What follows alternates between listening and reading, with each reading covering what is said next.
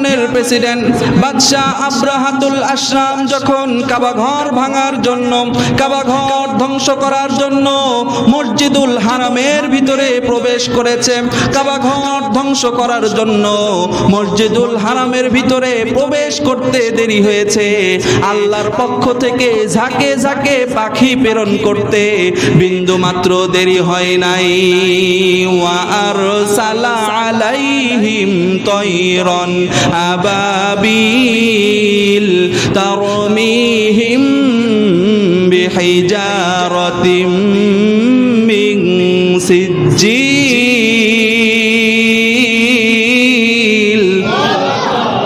অনেকে বলে থাকি আবাবিল পাখি, আবাবিল নামের কোনো পাখি নেই। তৈরন শব্দের অর্থ হলো পাখি, আবাবিল মানে ঝাঁকে ঝাঁকে। আল্লাহ পাক সেই দিন ঝাঁকে ঝাঁকে পাখি, ছোট্ট ছোট্ট পাখি নিযুক্ত করেছিলেন, যেই পাখির মাধ্যমে নিজের ঘরকে আল্লাহ পাক হেফাজত করেছিলেন। সুবহানাল্লাহ। আব্দুল মুত্তালিব যখন জানলেন কাবা ঘর ধ্বংস করা হবে, তিনি অত্যন্ত ভারাক্রান্ত হৃদয় নিয়ে ইয়ামেনের যে প্রেসিডেন্ট আব্রাহাতুল আশরাম তার কাছে অনুরোধ নিয়ে, ফরিয়াদ নিয়ে তার কাছে গেলেন। এখন কথা হলো, কাবা ঘর পবিত্র ঘর, এখানে মানুষেরা ইবাদত করে, বন্দেগী করে। এই ঘর ইয়ামেনের গভর্নর আব্রাহাতুল আশরাম কেন ভাঙতে চেয়েছেন? কেন ভাঙার মতো ন্যাক্কারজনক কাজ করতে তিনি আগ্রহ প্রকাশ করেছেন? কারণ হলো, বর্ণনায় পাওয়া যায় আব্রাহাতুল আশরাম ইয়ামেনের বাদশাহ, তিনি ছিলেন খ্রিস্টান। তিনি চাইতেন মানুষেরা যাতে তৃতীয়বাদে বিশ্বাসী, খ্রিস্টান ধর্মে দীক্ষিত হয়, মানুষেরা যাতে খ্রিস্টান ধর্ম অনুযায়ী জীবনযাপন করে। এই চিন্তা ভাবনা থেকে খ্রিস্টান বাদশাহ আব্রাহাতুল আশরাম সে ইয়ামেনের যে রাজধানী সানআ নামক জায়গায় বড় একটি গির্জা নির্মাণ করে। শুধু বড় নয়, এত বড় বর্ণনায় পাওয়া যায় কেউ যদি গির্জার উপর পর্যন্ত দেখতে চেত, তার মাথা টুপি পরে যেত। অর্থাৎ এত পরিমাণে উপরে তাকাতে হতো, কারো মাথায় যদি টুপি থাকতো সেই টুপিটা পরে যেত। এত উঁচু করে আব্রাহাতুল আশরাম ইয়ামেনের ভিতরে গির্জা নির্মাণ করেছে। শুধু উঁচু নয়, এই গির্জাটাকে এত সুন্দর করেছে, এত চমৎকারভাবে ডিজাইন করেছে, যা যেই দেখবে তারই ভালো লেগে যাবে। গির্জার ভিতরে সোনা রূপা দিয়ে অনন্য ডিজাইনে সে তৈরি করেছে। তার ইচ্ছা এই গির্জার মাধ্যমে খ্রিস্টান ধর্মের প্রচার হবে, এই গির্জার মাধ্যমে মানুষেরা এখানে আসবে, আমার ইয়ামেন সানআ শহরটা বাণিজ্যিক রাজধানীতে পরিণত হবে। এই ইচ্ছা থেকে, এই চিন্তা ভাবনা থেকে ইয়ামেনের প্রেসিডেন্ট আব্রাহাতুল আশরাম এত সুন্দর চমৎকার একটি গির্জা নির্মাণ করে। কিন্তু গির্জা নির্মাণ কাজ যখন শেষ হয়ে যায়, মানুষকে যখন আদেশ দেয়, মানুষের কাছে যখন খবর পৌঁছে দেয় যে তোমরা এই ঘরের কাছে আসো, আমার গির্জার কাছে আসো, এখানে এসে তোমরা ইবাদত বন্দেগী করো, এই ঘরের আবাদ তোমরা করো। কিন্তু দুঃখজনক হলেও সত্য, তার এত চমকপ্রদ ঘর, এত চমৎকার ডিজাইনের ঘর হওয়া সত্ত্বেও কোনো মানুষ সেখানে যায় না, কোনো মানুষ সেখানে ইবাদত বন্দেগী করতে যায় না, মানুষেরা সেই ঘর দেখতেও আসে না। তখন বাদশাহ আব্রাহাতুল আশরাম খোঁজ নেওয়া শুরু করেছে, আমার ঘরের কাছে মানুষের না আসার কারণ কি, কি কারণে মানুষেরা আমার ঘরের কাছে আসে না। তখন খোঁজ পায় আরবের মক্কা শহরে এমন একটি ঘর রয়েছে, যেই ঘর জীর্ণ শীর্ণ হলেও এই ঘরের গুরুত্ব মর্যাদা মানুষের কাছে এত বেশি, সারা বিশ্ব থেকে মানুষেরা এই ঘরের কাছে যায়, এই ঘরের কাছে গিয়েই ইবাদত বন্দেগী করে। সুবহানাল্লাহ। আব্রাহাতুল আশরাম মনে মনে চিন্তা করলেন, আমি যদি এই ঘরের আবাদ করাতে চাই, আমি যদি আমার এই গির্জাটা বিশ্ববাসীর কাছে পরিচিতি করতে চাই, আমাকে অবশ্যই কাবা ঘর ধ্বংস করা লাগবে। কাবার বিকল্প হিসাবে আমার ঘরের দিকে মানুষেরা ঝাঁকে ঝাঁকে আসবে। নাউজুবিল্লাহ। এই চিন্তা ভাবনা বাদশাহ আব্রাহাতুল আশরাম নিয়ে নিল। বাদশাহ আব্রাহাতুল আশরাম তার যত সৈন্য সামন্ত আছে সবাইকে অর্ডার দিয়ে দিল, যুদ্ধের দামামা বাজিয়ে দাও, যুদ্ধে যাওয়ার জন্য প্রস্তুত হয়ে যাও। আরবে যাওয়া লাগবে, মক্কায় যাওয়া লাগবে। মক্কায় যেই ঘর রয়েছে, যেই ঘরের কারণে আমার গির্জার কোনো সম্মান পাওয়া যায় না, মান পাওয়া যায় না, সেই ঘরটাকে আমি আব্রাহা ধ্বংস করে দেব। এই ঘোষণা দিয়ে দেয়। তার যত সৈন্য সামন্ত আছে সবাইকে নিয়ে মক্কার উদ্দেশ্যে রওনা দিয়ে দেয়। প্রতিমধ্যে অনেক লম্বা ঘটনা, অনেক ধর্মভীরুরা বাদশাহ আব্রাহাকে বাধা দেওয়ার চেষ্টা করেছে, কিন্তু ব্যর্থ হয়েছে। কারণ সে সময় ইয়েমেনের প্রেসিডেন্ট বাদশাহ আব্রাহা এত বেশি ক্ষমতাধর ছিল, ক্ষমতাশীল ছিল, যার কারণে তার সাথে যুদ্ধ করে পারা সম্ভব হয়ে ওঠেনি। বিশ্বে সুপার পাওয়ার, বর্তমানে যেমন আমেরিকা নিজেকে সুপার পাওয়ার দাবি করে, সে সময় ইয়েমেনের বাদশাহ আব্রাহা নিজেকে সুপার পাওয়ার দাবি করত। তার উন্নত সরঞ্জামের কারণে তাকে যুদ্ধে পরাজয় করা মানুষের পক্ষে একেবারেই অসম্ভব ছিল। এরকম ক্ষমতা ছিল তার। আব্রাহাতুল আশরাম কাবাঘর ধ্বংসের জন্য সামনের দিকে এগিয়ে যায়। প্রতিমধ্যে তায়েববাসী বাধা দেওয়ার চেষ্টা করে। তায়েববাসীরা মনে করেছিল আমরা তো লাত, মানত, হবল, উজ্জা এই সমস্ত দেবীর ইবাদত করি, এগুলো তো কাবাঘরের ভিতরে আছে, এই বাদশা মনে হয় আমাদের দেবতাকে ধ্বংস করবে, এই জন্য এসেছে। এই চিন্তা ভাবনা থেকে বাদশা আব্রাহাকে তায়েফের মানুষেরা বাধা দেওয়ার চেষ্টা করে। বাদশা যখন তাদেরকে বুঝিয়ে দেয় আমরা তোমাদের খোদাকে ধ্বংস করব না, আমরা শুধু কাবাঘর ধ্বংস করব, এই কথা শুনে, এই বাদশার এই কথা শুনে তায়েববাসীরা বলে ঠিক আছে, তাহলে আপনারা যান, প্রয়োজনে আমরা তায়েববাসী আপনাদেরকে সাহায্য করব, আমরা তায়েববাসী আপনাদেরকে পথ দেখিয়ে মক্কা পর্যন্ত পৌঁছে দিব। বলেন নাউজুবিল্লাহ। বাদশাহ আব্রাহাতুল আশরাম তায়েববাসীদেরকে পার করে মক্কার অদূরে অবস্থান করে, তাঁবু নির্মাণ করে।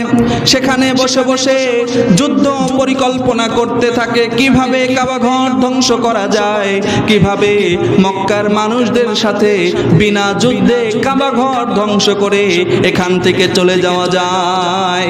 এই চিন্তা ভাবনা করে মক্কার অদূরে, মক্কার কাছাকাছি তাঁবু গেড়ে বিশ্রাম নিচ্ছে। এমন সময় আব্রাহার যে লক্ষ লক্ষ সৈন্য ছিল তারা মক্কার আশেপাশে বিভিন্ন জায়গায় লুটপাট শুরু করে দেয়, বিভিন্ন জায়গায় ডাকাতি শুরু করে দেয়। এই ডাকাতির ভিতরে, লুটপাটের ভিতরে মক্কার সে সময় সবচাইতে বড় নেতা, কুরাইশদের সর্দার, নবীজির দাদা আব্দুল মুত্তালিবের 200 উট তারা ছিনিয়ে নিয়ে আসে। আব্দুল মুত্তালিব যখন খবর পায় আব্রাহা বাদশাহ 200 উট ছিনিয়ে নিয়ে গেছে, সঙ্গে সঙ্গে কুরাইশদের সর্দার আব্দুল মুত্তালিব আব্রাহার বাদশার সাথে দেখা করার জন্য আসে।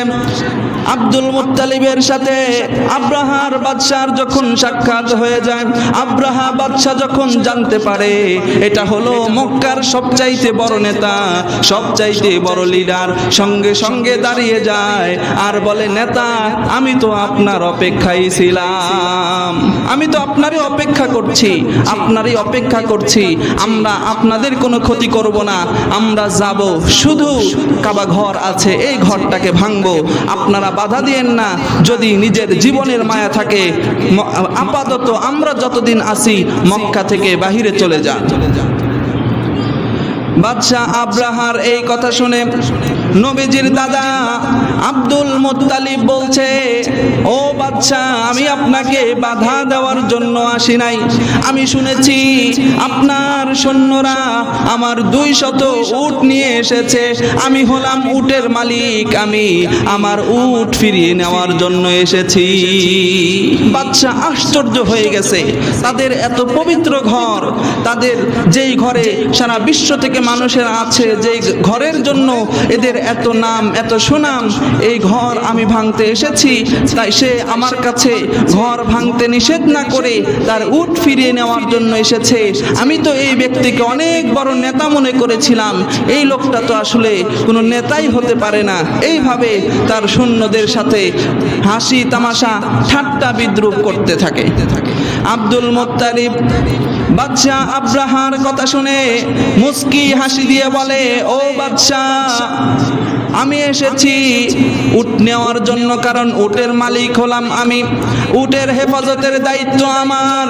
কিন্তু আপনি যেই ঘর ভাঙতে এসেছেন, এই ঘরের মালিক তো আমি নই যে এই ঘরের আমি হেফাজত করব। এই ঘরের মালিক হলেন একজন, এই ঘরের হেফাজত করবেন তিনি। সুবহানাল্লাহ। এই কথা যখন আব্দুল মুত্তালিব বলে, বাদশা আরো রাগান্বিত হয়ে যায়। তাই নাকি? এত বড় কথা, আমি দেখব কে এই ঘরের হেফাজত করে, কে এই ঘর আমার হাত থেকে বাঁচায়। বাদশা আব্রাহাতুল আশরাম কাবা ঘর ভাঙার জন্য রওনা দিয়ে দিয়েছে। ইয়ামেনের প্রেসিডেন্ট বাদশা আব্রাহাতুল আশরাম যখন কাবা ঘর ভাঙার জন্য, কাবা ঘর ধ্বংস করার জন্য মসজিদুল হারামের ভিতরে প্রবেশ করেছে, কাবা ঘর ধ্বংস করার জন্য মসজিদুল হারামের ভিতরে প্রবেশ করতে দেরি হয়েছে। আল্লাহর পক্ষ থেকে ঝাঁকে ঝাঁকে পাখি প্রেরণ করতে বিন্দু মাত্র দেরি হয় নাই। ওয়া আরসালা আলাইহিম তায়রান আবাবিল তারমিহিম বিহিজারাতিম মিন সিজ্জিল।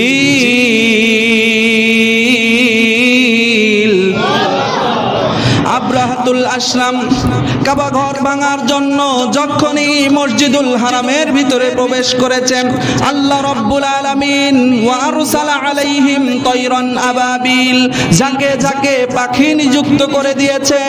তারমিহিম বিহিজারাতিম মিন সিজ্জিল, পাখিদের মুখে একটা পাথর, পায়ে দুইটা পাথর দিয়ে আব্রাহার সৈন্যদেরকে ধ্বংস করার জন্য প্রেরণ করেছে।